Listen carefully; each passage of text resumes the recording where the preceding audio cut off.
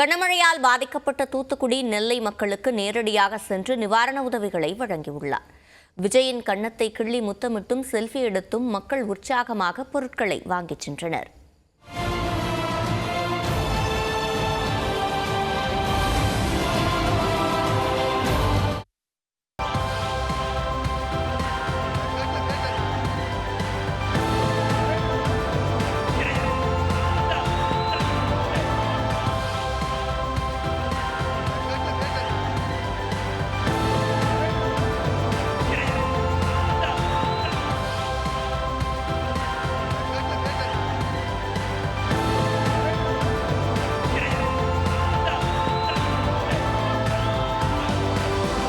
கனமழை வெள்ளத்தால் பாதிக்கப்பட்ட மக்களுக்கு கடந்த 28ஆம் தேதியே நேரடியாக நிவாரண உதவிகளை வழங்க முடிவெடுத்திருந்தார் நடிகர் விஜய்.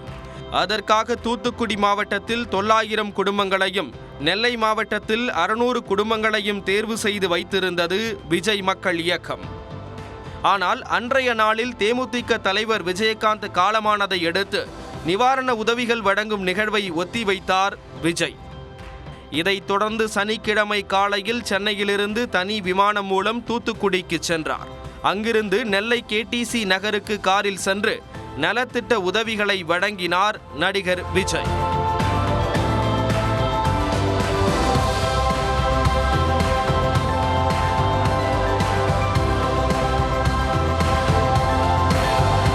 அப்போது அவருடன் ரசிகர்கள் பலர் புகைப்படம் மற்றும் செல்ஃபி எடுத்து மகிழ்ந்தனர்.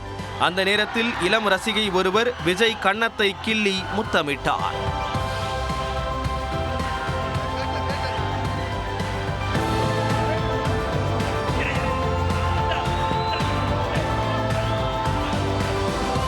பின்னர் கனமழையால் சேதமடைந்த வீடுகளின் உரிமையாளர்களை சந்தித்து ஆறுதல் கூறிய விஜய், வீடுகளின் பாதிப்புக்கு ஏற்றவாறு 25,000 ரூபாய் முதல் 50,000 ரூபாய் நிதி உதவியும் வழங்கினார்.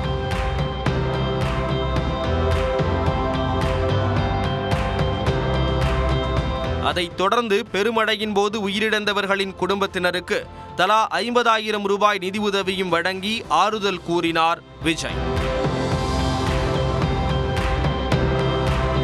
பின்னர் பாதிக்கப்பட்ட நெல்லை, தூத்துக்குடி மாவட்டங்களை சேர்ந்த 1500 குடும்பங்களுக்கு அரிசி, கோதுமை, சர்க்கரை அடங்கிய நிவாரணப் பொருட்களையும் வழங்கினார்.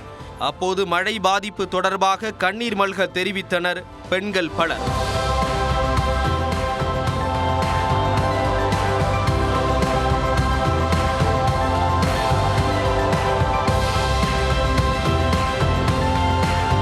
அதே நேரத்தில் மாற்றுத்திறனாளி ஒருவரையும் கைகளால் தூக்கி பிடித்து புகைப்படம் எடுத்து மகிழ்வித்தார் நடிகர் விஜய்.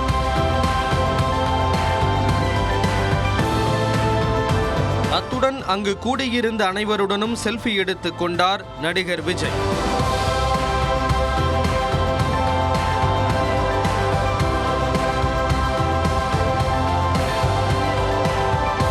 தொடர்ந்து நிவாரண உதவிகளை வழங்கிய போது பெண்கள் பலர் உற்சாக மிகுதியில் நடனமாடியும் விஜயின் கன்னத்தை கிள்ளி முத்தமிட்டும் பொருட்களை வாங்கிச் சென்றனர்.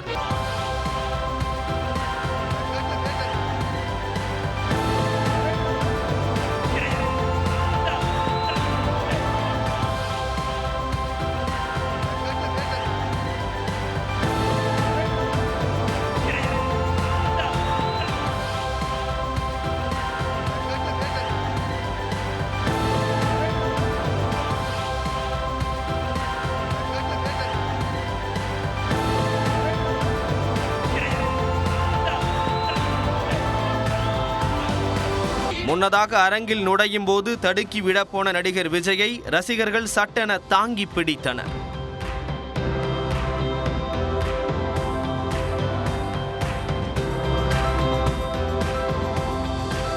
அனைவருக்கும் நிவாரண உதவிகளை வழங்கிய பின்னர் தூத்துக்குடி சென்று தனி விமானத்திலேயே சென்னை திரும்பினார் நடிகர் விஜய். நியூஸ் 18 தமிழ்நாடு தொலைக்காட்சிக்காக செய்தியாளர் சிவமணியுடன் பெரிய பத்மநாபன்.